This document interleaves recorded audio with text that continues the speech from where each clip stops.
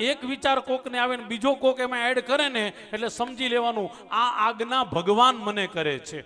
જ્યારે આપણા મનમાં જે વિચાર ચાલુ હોય, પ્લીઝ સાંભળજો, આપણા મનમાં જ્યારે કોઈ વિચાર સારો, ખરાબની વાત નથી કરતો, આપણા મનમાં કોઈ સારો વિચાર ચાલતો હોય, એ જ વિચાર કોક આપણી પાસે લઈને આવે અને બંને વિચારો ભેગા થઈને આજ હું વિચારતો હતો, આવું બને આપણા જીવનમાં.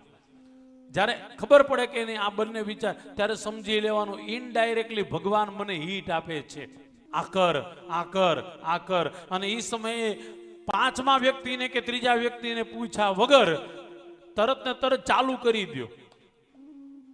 તકલીફ એક જ છે, બે વ્યક્તિ આમ એક સરખો વિચાર આવે, ત્રીજાને પૂછવા જાય ને એટલે ત્રીજો તરત જ માચીસ જ લગાડે. હવે ઈ થોડું કરાય? પણ નહીં, બધાને એક સરખો વિચાર આવ્યો.